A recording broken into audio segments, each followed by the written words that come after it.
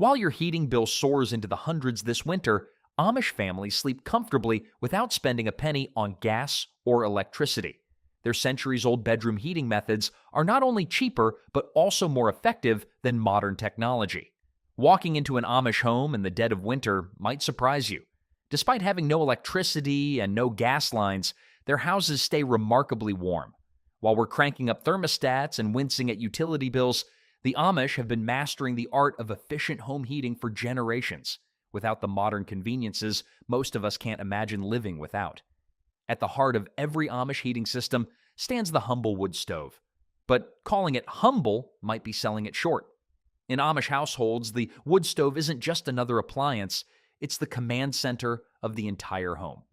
Unlike our sleek modern heating systems hidden away in basements or closets, the Amish wood stove proudly occupies a central location in the house. Usually positioned in the kitchen or main living area, these cast iron workhorses radiate heat throughout the home while serving multiple essential functions. The typical Amish wood stove you'll encounter isn't the decorative, Instagram-worthy version found in suburban homes. These are serious pieces of equipment, often weighing several hundred pounds and built to last decades, sometimes even outliving their owners. Many families still use stoves that belonged to their grandparents, a testament to both their durability and their timeless utility. What makes these stoves so effective? It starts with their design. Most Amish stoves feature thick cast iron construction, which absorbs tremendous heat and continues radiating warmth long after the fire has died down. The iron acts as a heat sink, creating a more stable temperature throughout the day and night. This means less frantic feeding of the fire at 3 a.m. when temperatures drop, something our thermostat-dependent world has forgotten about. But efficiency goes beyond just the stove itself. Amish families arrange their entire homes around maximizing the stove's output. Furniture placement, room layout, and even architectural decisions all consider the central heating source. It's not uncommon to find the main living spaces and kitchen organized in a rough circle around the stove, with bedrooms strategically positioned to benefit from rising heat. The wood stove pulls triple duty in most Amish households. Beyond heating the home, it serves as the primary cooking surface and the home's water heating system. Large pots of water constantly simmer on one corner, providing hot water for washing, bathing, and cleaning. Meanwhile, the flat-top surface accommodates multiple cooking pots simultaneously. During canning season, you might find every inch of the stovetop covered with bubbling jars of preserves. One elderly Amish farmer summed up his relationship with his wood stove perfectly. "This stove has cooked my meals, heated my bath water, dried my clothes, warmed my home, and even incubated sickly newborn lambs in winter. Show me your fancy furnace that can do all that." The economics make sense too. While modern homeowners might pay hundreds of dollars monthly for heating during winter, Amish families typically harvest wood from their own woodlots. The investment comes in physical labor, cutting, splitting, stacking, and carrying wood, rather than in monthly bills. A well-managed woodlot of just a few acres can sustainably provide enough fuel for heating and cooking year after year. There's an oft-repeated claim that wood stoves are only about 70% efficient compared to modern heating systems. But this overlooks a crucial point: directional heat. Modern heating systems warm entire homes evenly, including rarely used spaces. The Amish approach directs intense heat exactly where it's needed most. Standing next to an active wood stove on a January morning, you'll quickly understand that 100% of its heat output is being used exactly where people gather. Managing a wood stove requires skill developed over years. Children learn from an early age how to build fires properly, how to bank coals for overnight burning, and how to adjust airflow for different needs. It's not as simple as turning a dial. It's a relationship that demands attention and respect. The wood stove is also the natural gathering point in Amish homes. Families congregate around its warmth for evening activities, reading, sewing, playing games, or just talking. In a world without television or internet, the crackling fire provides both entertainment and comfort during long winter evenings. While we might view wood stoves as old-fashioned or inconvenient, there's something deeply satisfying about heat you can actually feel radiating against your skin on a bitter cold morning. It's a tangible, present kind of warmth that forced air systems can never quite match. The only product we'll ever promote on our channel is a book by Claude Davis, a veteran prepper, About 126 superfoods and preservation methods from crisis times like the Great Depression and wartime that are impossible to find elsewhere. We decided to promote his book because we are the last generation able to share these techniques and superfoods to our children or grandchildren. It would be a shame to see this information about highly nutritious foods and preservation methods to survive crises disappear. You can also find a book about herbal remedies from Nicole Apelian on their store. If you're watching this on TV, you can look up our channel, Frugal Solutions, on your phone or tablet and find the books by clicking the link in our channel description or any other video description. But the Amish don't rely on wood stoves alone. To truly maximize efficiency, they pair these heat-generating powerhouses with some surprisingly clever heat retention techniques, and that's where those strange-looking stones by the stove come into play. A natural technology that predates batteries but works on remarkably similar principles. Have you ever noticed those odd-looking gray stones sitting near the wood stoves in Amish homes? They're not just rustic decoration. Those unassuming rocks are actually working overtime as part of one of the oldest and most effective heat storage systems ever designed. Soapstone has been the secret weapon in the Amish heating arsenal for centuries. These dense stones might not look special at first glance, but they possess remarkable thermal properties that modern technology still struggles to match. A good-sized chunk of soapstone can absorb tremendous amounts of heat and then release it slowly over many hours, sometimes up to 24 hours after the fire has died down. The science behind this is straightforward. Soapstone has what scientists call high thermal mass. It can store about 4 times more heat than an equal volume of concrete and about 10 times more than wood. But the real magic lies in how gradually it releases that stored energy. Unlike metal, which heats up and cools down rapidly, soapstone gives off its warmth in a slow, steady stream that keeps a room comfortable long after the fire has burned out. In a typical Amish home, several large soapstone blocks sit near or even on top of the wood stove. Throughout the day, as the stove burns hot, these stones silently soak up excess heat that would otherwise rise to the ceiling and be wasted. When evening comes and the fire begins to die down, the stones take over, radiating stored warmth back into the room. One elderly Amish woman from Lancaster County explained it perfectly. The stove is for daytime heat.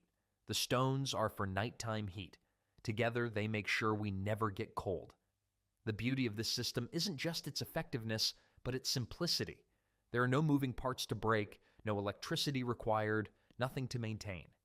Some Amish families still use soapstones that belonged to their great-grandparents, a period when most modern appliances wouldn't last a decade, let alone a century. The soapstone trick isn't limited to just the main living areas either. Smaller stones, about the size of a brick, serve as portable heat sources. These get placed on the stove during the day to charge up and then are put to clever use throughout the house. Wrapped in thick cloth, they become bed warmers tucked between frigid sheets before bedtime. Slipped into special pockets sewn into winter clothing, they become personal heaters during long buggy rides. Placed under a reading chair, they keep feet toasty during evening reading sessions. What makes this system particularly brilliant is how it maximizes the efficiency of the wood being burned. In most modern homes with central heating, much of the heat produced is wasted, either lost up the chimney or heating empty rooms. The soapstone method captures heat during peak fire times when excess would normally be wasted, and then gives it back during low fire times when additional warmth is needed. A standard wood stove might operate at around 70 to 80% efficiency on its own. Add strategic soapstone placement, and that number jumps significantly as previously wasted heat gets captured and time shifted to when it's needed most. For the Amish, this isn't just about saving money or being environmentally friendly, though it accomplishes both. It's part of a deeply ingrained cultural practice of using resources wisely and living in harmony with natural cycles. The soapstone doesn't fight against the natural cooling that happens overnight. It works with it, gently slowing the process down to match human comfort needs. Despite being centuries old, this technique has started gaining attention in modern green building circles. Some contemporary architects now incorporate thermal mass principles into passive solar homes, essentially rediscovering what the Amish never forgot. The difference is that modern versions often use expensive engineered materials to accomplish what the Amish do with simple stones pulled from the earth. Anyone who's experienced the difference between the harsh, dry heat of forced air systems and the gentle, radiant warmth of thermal mass heating understands why the Amish have stuck with their tried and true method. There's something deeply comforting about heat that seems to embrace you from all directions rather than just blowing past. But efficient heating isn't just about the heat source, it's also about where and how that heat is used. That's why Amish homes are designed with sleeping arrangements that might seem strange to outsiders, but make perfect sense when you understand the physics of heat movement. You won't find an Amish architect drawing up fancy blueprints, but don't be fooled. Amish homes are masterpieces of practical design, especially when it comes to staying warm.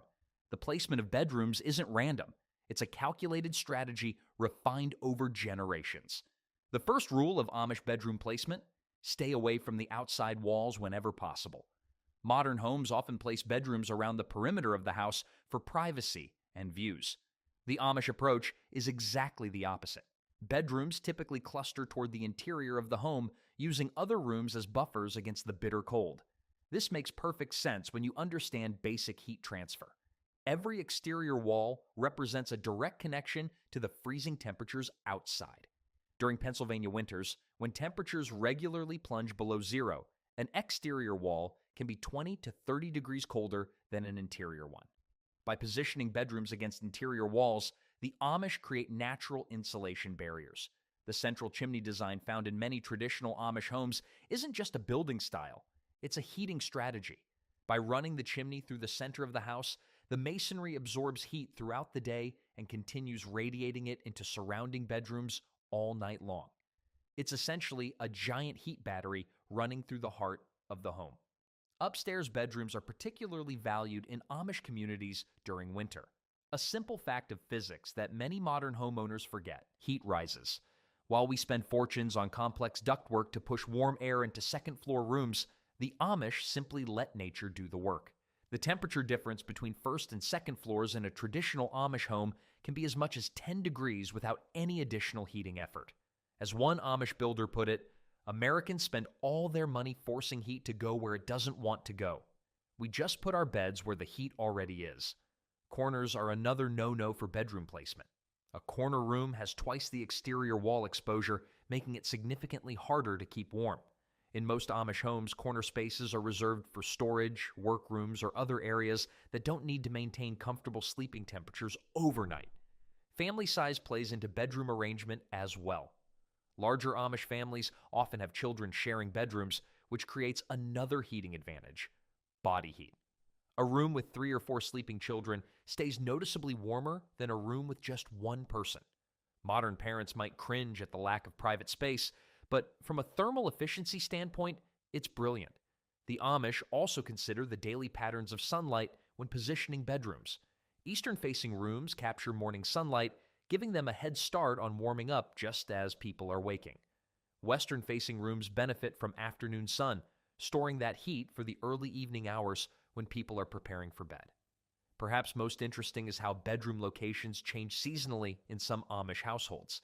It's not uncommon for sleeping arrangements to shift during the coldest months, with everyone moving to the warmest rooms.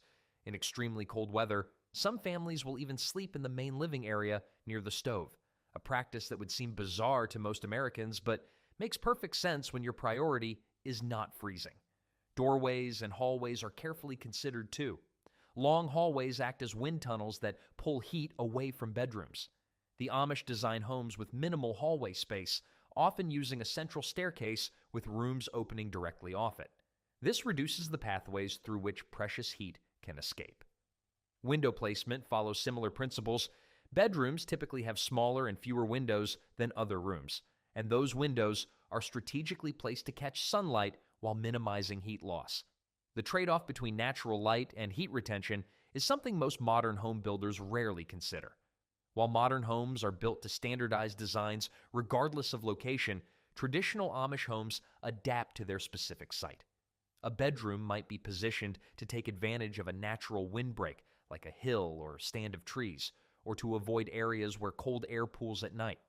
These strategic bedroom placement techniques don't cost a penny more to implement. They just require thoughtful planning and a good understanding of how heat moves naturally. But even the most perfectly positioned bedroom needs a little help getting warm on those bitter January nights. That's where specific bed warming techniques come into play.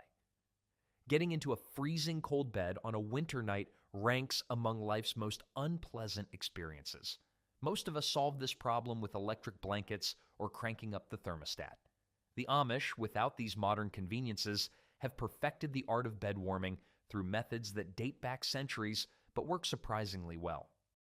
The most traditional tool in the Amish bed warming arsenal is the bed warmer pan. This clever device consists of a long-handled metal pan with a lid that looks something like a covered frying pan on a broomstick. Before bedtime, hot coals from the wood stove are scooped into the pan. The lid is secured, and the entire contraption is slid between the sheets, moved back and forth to distribute the heat, and then removed just before sleeping. The result? Sheets that feel like they've been sun-dried on a July afternoon, even in the middle of January. Safety concerns have made the traditional coal-filled bed warmer less common in modern Amish households, but the principle lives on with heated soapstones. These smooth rocks, about the size of a brick, absorb heat from the wood stove throughout the day. Come bedtime, each stone gets wrapped in several layers of cloth and tucked between the sheets about 30 minutes before sleeping. By bedtime, the entire mattress radiates a gentle, consistent warmth that lasts for hours. An older Amish woman from Ohio shared that her family's bedtime ritual included specific responsibilities for warming beds. Each child knows their job, she explained. The youngest wrapped the stones, the middle children placed them in beds, and the oldest managed the timing. By working together, everyone gets a warm bed. Hot water bottles serve as another bed warming method, though with an Amish twist. Instead of rubber bottles, many Amish families use stoneware jugs filled with hot water, wrapped in cloth and placed at the foot of the bed. These heavy ceramic vessels hold heat longer than their rubber counterparts and won't spring unexpected leaks. Some families have jugs specifically designated for this purpose, passed down through generations. The timing of bed preparation follows a precise schedule in most Amish households. Bed warmers typically go in about 30 minutes before bedtime, long enough to warm the sheets, but not so long that the heat dissipates before sleep. In particularly cold weather, the process might begin earlier or use multiple stones to create more warmth. What makes these techniques particularly effective is that they don't just warm the bed, they create what scientists would call a microclimate under the covers. Unlike heating an entire room, which wastes energy on areas you're not using, bed warming focuses heat exactly where it's needed. This localized approach can maintain a sleeping temperature 20 to 30 degrees warmer than the air in the rest of the room. The psychology of a warm bed shouldn't be underestimated either. Modern sleep research confirms what the Amish have known for generations. A warm bed significantly improves sleep quality. Body temperature naturally drops during sleep, and starting with a warm bed allows for a comfortable transition rather than the stress of shivering until your body heat gradually warms cold sheets. When combined with properly positioned bedrooms and a house designed around heat retention, these bed warming techniques create sleeping conditions that rival modern heated homes. Many visitors to Amish communities express surprise at how comfortable their bedrooms remain, even during harsh winter conditions. Children in Amish communities learn these techniques from an early age as part of their household responsibilities.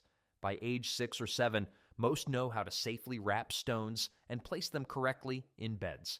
It becomes such an ingrained habit that many Amish who eventually leave the community and embrace modern conveniences report still missing the distinctive comfort of a bed warmed by stones, something an electric blanket never quite replicates.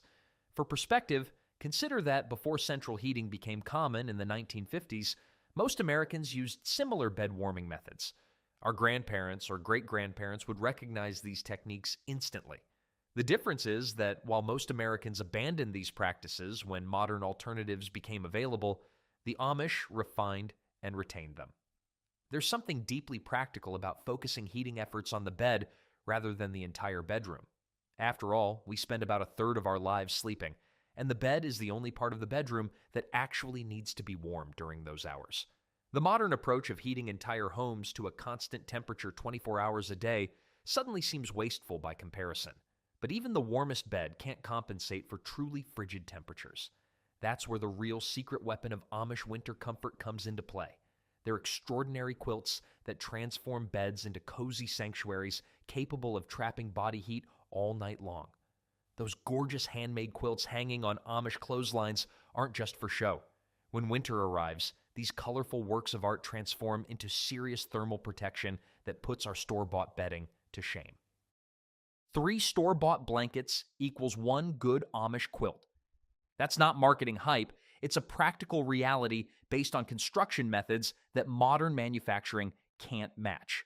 The typical Amish quilt contains 3 distinct layers: a decorative top, a middle batting layer for insulation, and a solid backing. What makes them exceptional is both the materials and the craftsmanship that goes into assembling these layers.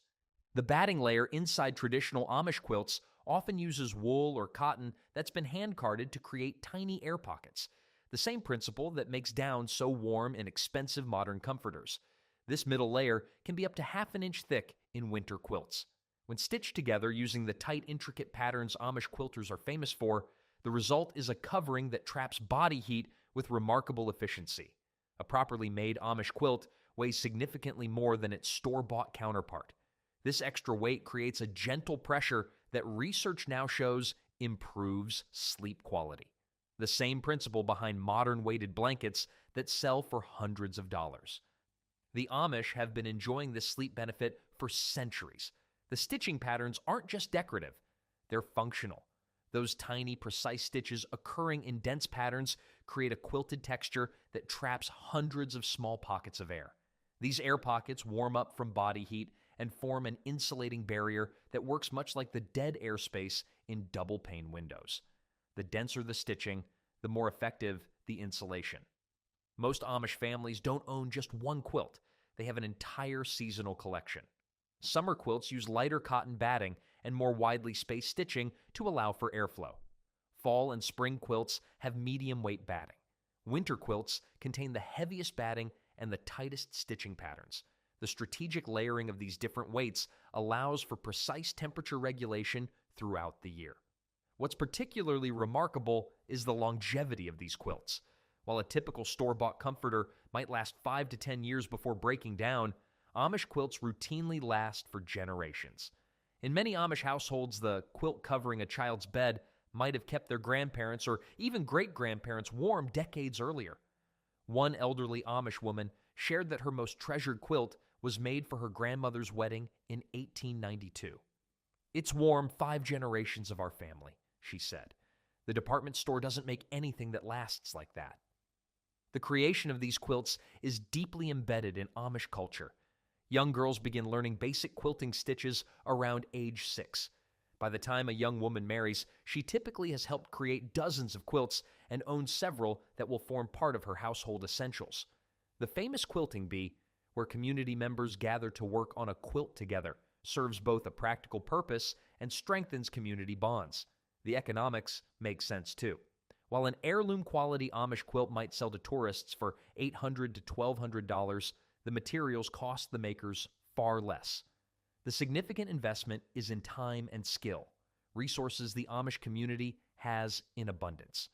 When created for family use rather than sale, these quilts represent extraordinary value over their decades-long lifespan. Modern analysis of traditional Amish quilts has revealed surprising technical sophistication.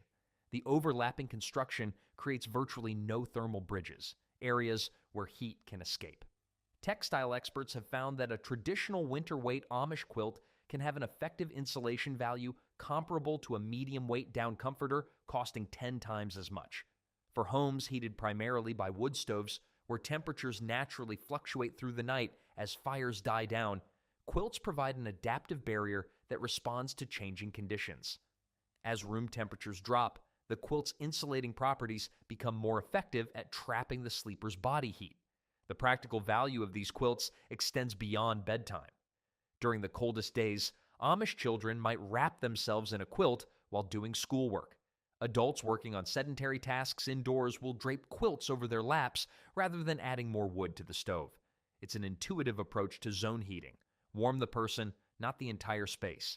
But even the most extraordinary quilt works better with the right materials underneath it. That's where the Amish understanding of wool, nature's most remarkable insulating fiber, comes into the winter comfort equation. Before synthetic fabrics and high-tech materials, there was wool, and if you ask the Amish, there still isn't anything better for staying warm in winter. While modern Americans might own one or two wool items, typically dressed up in a closet waiting for special occasions, the Amish relationship with wool is far more extensive and practical. Wool performs a trick that almost seems like magic. It keeps you warm even when it's wet. No other natural fiber can do this. Cotton, when wet, pulls heat away from your body, potentially causing dangerous cooling. Wool, on the other hand, generates heat through a chemical reaction when it absorbs moisture. This seemingly small difference becomes life-changing during humid winter conditions or when snow melts on clothing. The science behind wool's amazing properties comes down to its microscopic structure. Each wool fiber contains thousands of tiny air pockets that trap body heat. A single square inch of wool fabric can contain over 10,000 of these natural insulation pockets. The crimped structure of wool fibers also creates even more dead airspace between fibers, adding another layer of insulation.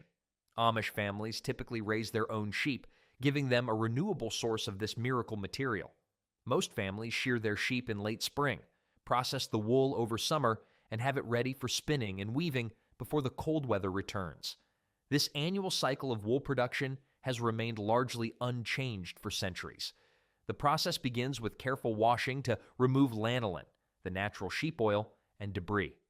The cleaned wool is then carded, a process that aligns the fibers using paddle-like tools with fine teeth. Next comes spinning, where the fluffy carded wool becomes strong yarn. Finally, the yarn becomes fabric through knitting or weaving. Every step increases both the wool's durability and its insulating properties. Unlike modern textile production, which prioritizes standardization, Amish wool processing preserves the natural variations in the fiber. This results in fabrics with more character but also better performance, as the natural crimp and texture of the wool remains intact rather than being processed away. In an Amish bedroom, wool appears everywhere. The mattress might contain a wool batting layer. The sheets, while usually cotton for comfort, often have wool blankets layered on top. The quilt previously discussed might contain wool batting. Even the sleepwear worn by family members frequently incorporates wool, especially socks and nightcaps. Wool performs another bedroom heating trick. It regulates humidity. When the air gets too dry from winter heating, wool releases moisture. When the air grows too humid, wool absorbs excess moisture. This natural regulation helps prevent both the parched feeling common in artificially heated homes and the dampness that can make cold feel more penetrating. One elderly Amish craftsman explained wool's importance simply: sheep clothe themselves in wool for winter. They know something we ought to pay attention to. The thermal properties of wool are genuinely impressive. A good wool blanket can be 30% warmer than its synthetic counterpart of the same weight.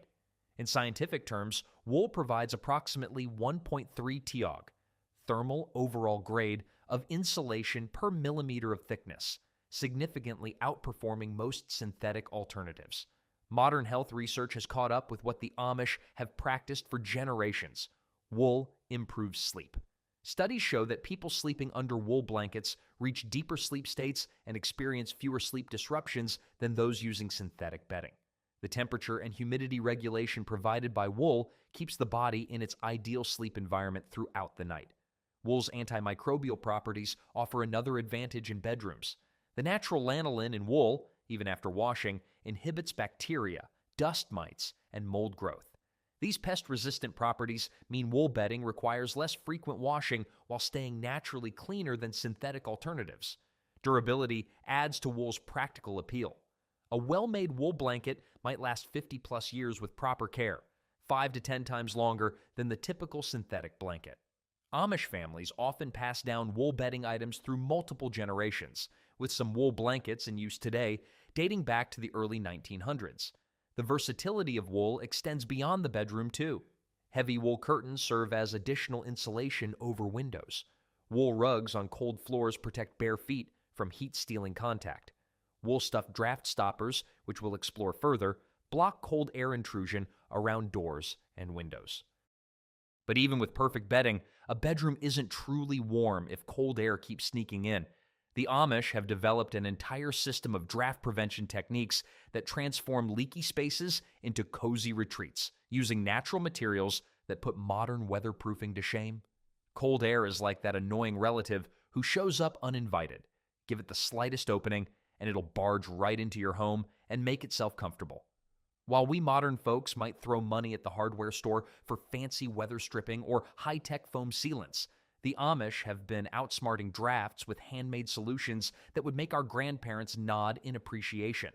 Let's start with the humble door snake, that fabric tube stuffed with whatever's handy that guards the gap under doors. The Amish version isn't the cute Pinterest project with googly eyes that your crafty neighbor makes. These are serious draft-fighting weapons, often weighted at both ends to stay put when doors open and close. Some even have clever split designs that wrap around door edges like a clingy octopus, sealing gaps modern versions can't touch. One Amish farmer joked that his door snakes work so well, even the mice need to knock to get in during winter. Window treatments in Amish homes aren't just for decoration, they're thermal barriers disguised as curtains. Those heavy wool or flannel-lined drapes create dead air space between the cold glass and warm room, cutting heat loss by about 25% compared to naked windows. During polar vortex weather, some families take it up a notch by tacking blankets over seldom-used windows.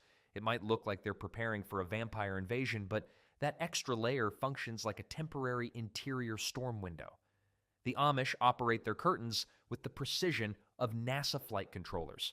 Eastern windows have curtains pulled open at sunrise to welcome morning light and heat, then closed when the sun moves on. Western windows stay covered until afternoon when they're opened to soak up the late-day warmth. This isn't just thriftiness, it's solar engineering without the engineering degree. Seasonal furniture rearrangement isn't about keeping up with interior design trends.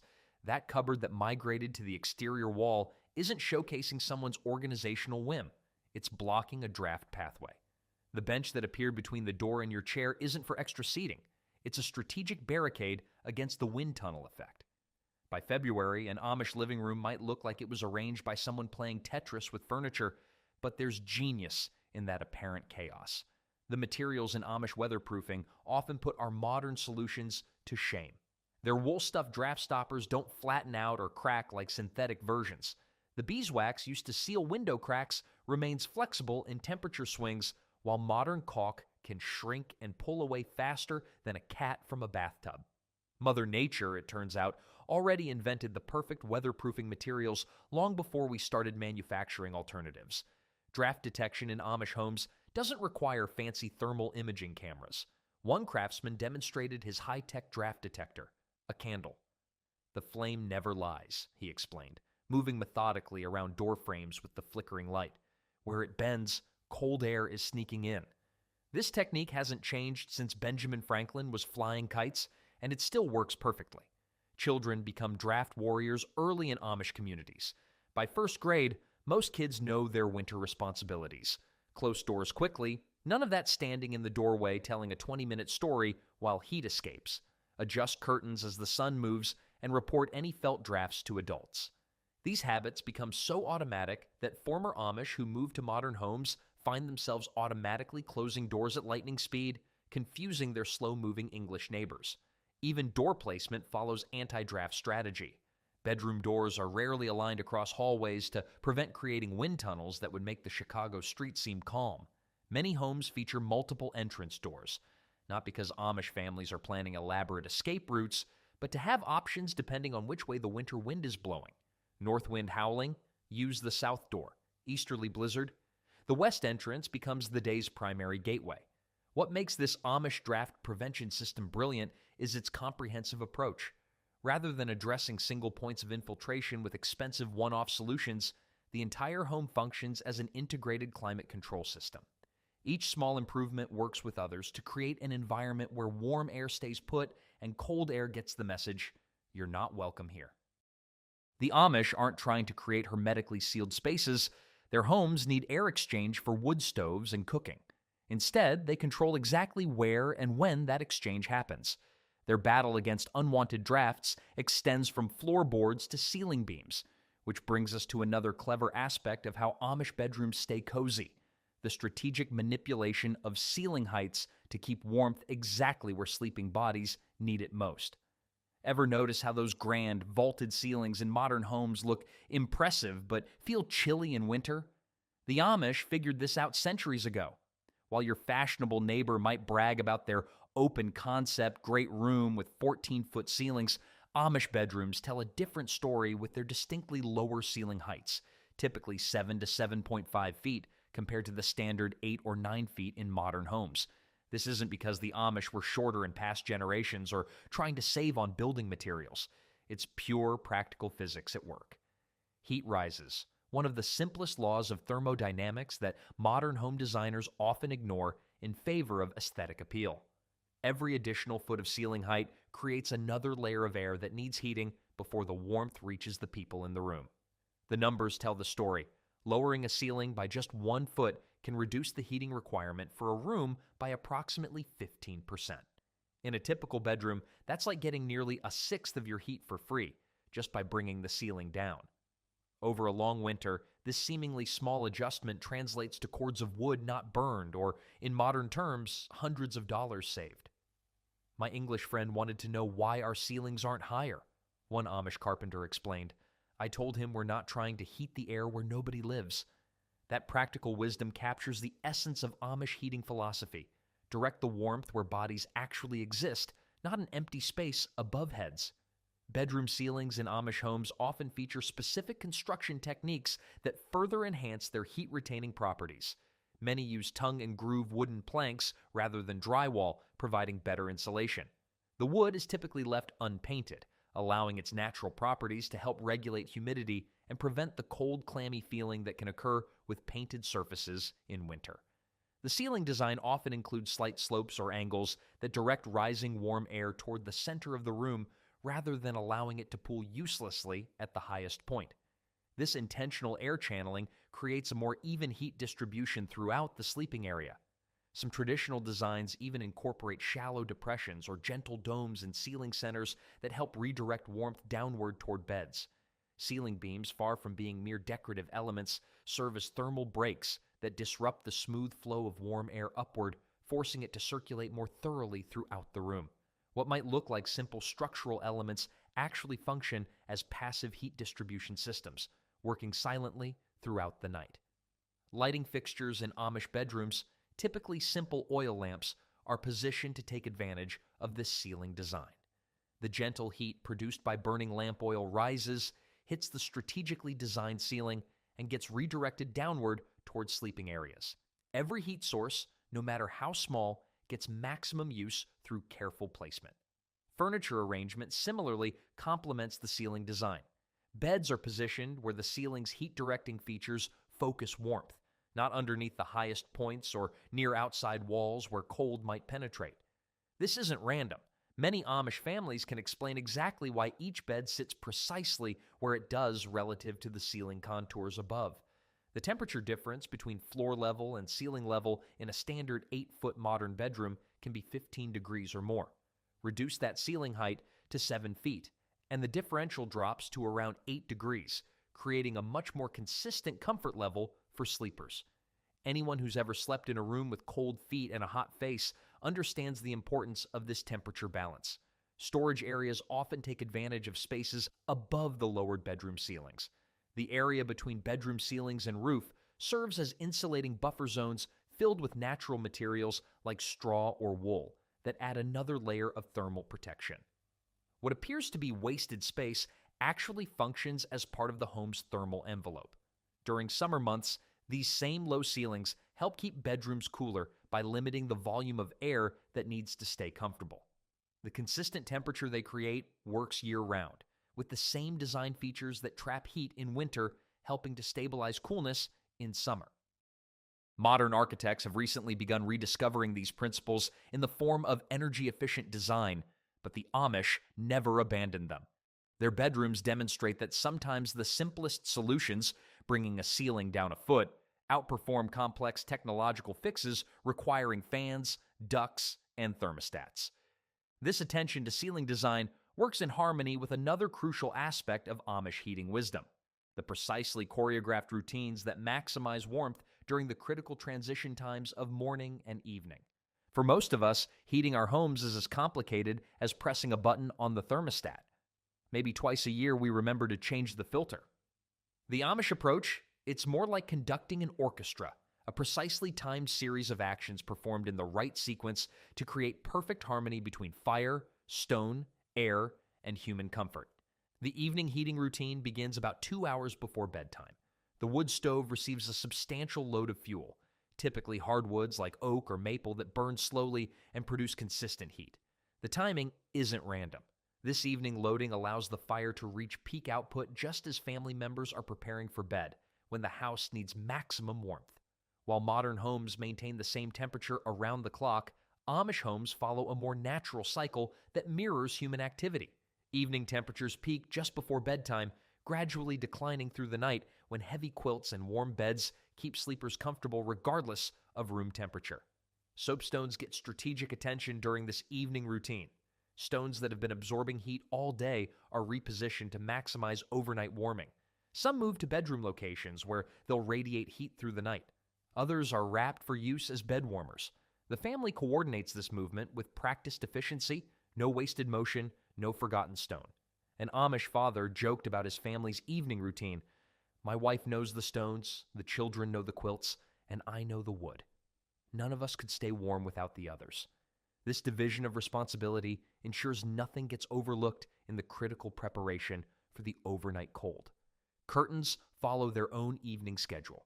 As darkness falls, every window covering in the house gets closed, creating an additional barrier against heat loss. The sequence matters. Curtains in unused rooms get closed first, while living spaces retain their open curtains until just before the family disperses for bed, maximizing every minute of retained heat. Draft prevention measures receive a final check before sleep. Door snakes get positioned, door hinges get a moment of attention to ensure tight closing, and any temporary draft barriers are confirmed in place. Children often take responsibility for these final checks, learning through repetition the importance of sealing the home's thermal envelope. The most remarkable aspect of these evening routines is their clockwork consistency. Without checking watches, family members perform their tasks at nearly the same time each evening, creating a rhythm as regular as heartbeats. This consistency means no wasted fuel, no forgotten tasks, and no cold awakenings. Morning routines prove equally important, though they serve different purposes. While evening preparations focus on overnight comfort, morning routines prepare the home for the coming day while conserving the previous night's warmth as long as possible. The day begins with rekindling the stove before first light. Rather than opening bedroom doors immediately, allowing warm air to escape, the morning fire gets started while family members remain in their insulated sleeping spaces. Only when the main living area has begun warming do bedroom doors open, preserving the heat bubble each room has maintained overnight. Curtains follow the morning sun. Eastern-facing window coverings open first to capture early light, while western curtains remain closed until afternoon. This progressive unveiling follows the sun's natural movement, essentially turning windows into passive solar collectors that work in harmony with the wood stove's output. Beds receive immediate attention after rising. Quilts get folded back rather than stripped completely, trapping residual body heat in mattresses. This preserved warmth means less energy needed when the bed gets remade for the next night. Another small efficiency that compounds over months of winter.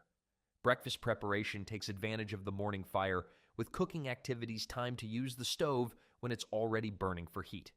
Water for washing faces and hands gets heated simultaneously, eliminating the need for separate heating tasks and maximizing fuel efficiency. Children learn these morning routines from their earliest years, with responsibilities increasing with age. By the time Amish youth reach their teens, the choreography of heat management has become second nature, a practical education in thermodynamics and resource conservation that no classroom could match. One grandmother described her family's winter morning routine as heating by thinking ahead. Each action anticipates needs hours in the future, with current activities deliberately setting up thermal advantages for later in the day. This forward-thinking approach creates remarkable efficiency without any modern technology. This disciplined approach to heat timing explains how Amish homes stay comfortable with far less fuel than their modern counterparts. The average Amish home uses approximately 30 to 40% less heating resources per square foot than typical American households. Not through superior technology, but through superior timing and coordination. These heating rhythms represent generations of accumulated wisdom, but they're only part of the story. The real secret to Amish winter comfort lies beneath the surface, quite literally, in how their bedrooms incorporate heat-storing materials within the very structure of the walls and floors themselves. Knock on an Amish bedroom wall, and you might be surprised by what you hear. Not the hollow sound of modern drywall, but something solid and substantial. That's because Amish builders understand something many modern contractors have forgotten. Walls themselves can store and release heat, turning bedroom construction into an active part of the heating system. The technical term is thermal mass, materials that absorb heat when their surroundings are warm and release it when things cool down. While modern construction prioritizes lightweight materials and quick assembly, traditional Amish bedrooms incorporate dense, heat-absorbing elements as a fundamental design principle. Clay bricks feature prominently in many Amish bedroom walls, especially on the interior side where they can absorb heat during the day. A single brick can store approximately 1,000 BTUs of heat energy, multiplied across a wall section that's like having a small heater built into the room's very structure, operating without fuel or electricity. An Amish builder described his approach to wall construction with characteristic practicality. Your fancy wall might keep cold out, but my wall keeps warmth in. This seemingly simple statement reveals a profound understanding of heat physics that modern construction often overlooks. Stone elements serve similar heat-storing purposes, strategically placed where they'll receive direct sunlight during winter days or absorb warmth from the stove. The stones aren't randomly selected. Different types have different thermal properties. Limestone, commonly used in many Amish communities, can store approximately 40% more heat than an equal volume of wood and release it much more gradually. Floors incorporate thermal mass principles through traditional materials like brick, stone, or packed clay covered with wood. These dense underlayers absorb heat during the day and radiate it upward at night. The temperature difference between a typical modern floor and a traditional thermal mass floor can be 5 to 10 degrees, the difference between cold feet and comfortable ones. The placement of these heat-absorbing materials follows the sun's daily path across the sky. West-facing walls often contain the highest concentration of thermal mass to capture afternoon sun, storing heat that will gradually release during the coldest overnight hours. This strategic positioning transforms passive sunlight into active nighttime heating. Clay plaster, rather than modern paint, covers many Amish bedroom walls. Beyond its aesthetic appeal, this natural finish actively regulates both temperature and humidity. Clay can absorb approximately 30 times more heat than conventional drywall while also pulling excess moisture from the air when humidity rises and releasing it when the air gets too dry. Window placement works in concert with these thermal mass elements. Winter sunlight streams through strategically positioned windows to strike heat-absorbing walls directly. What looks like a decorative choice, a stone hearth beneath a south-facing window, actually functions as a solar heat collector that will continue warming the room hours after sunset. The results speak for themselves. Temperature measurements in traditional Amish bedrooms show remarkable stability compared to modern construction.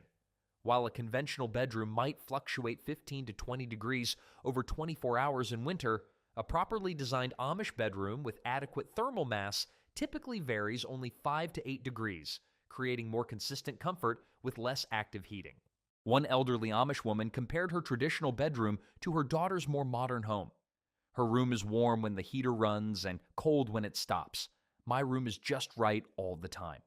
That consistent comfort comes from walls and floors that actively participate in temperature regulation rather than simply separating inside from outside. Modern green builders have recently discovered these thermal mass principles, marketing them as innovative approaches to sustainable construction. The Amish response: a knowing smile. Their communities have been building this way for generations, refining techniques through practical experience rather than computer models. The knowledge required to properly design these thermally efficient bedrooms gets passed down through hands-on apprenticeship. Young Amish builders learn not just construction techniques, but also the underlying physics: which materials store heat best, how thick walls need to be for optimal performance, and where to position thermal elements for maximum effectiveness. What's particularly remarkable is how these traditional building methods adapt to local conditions. Amish communities in different regions adjust their thermal mass strategies based on available materials and climate patterns. A Pennsylvania Amish home might emphasize stone elements, while an Ohio community might rely more heavily on brick, each approach optimized for local conditions. The modern building industry has largely abandoned these time-tested methods in favor of quick construction and standardized materials. The result? Homes that require increasingly complex mechanical systems to maintain comfort. Meanwhile, Amish families continue living comfortably through harsh winters in homes that heat themselves through thoughtful design and natural materials.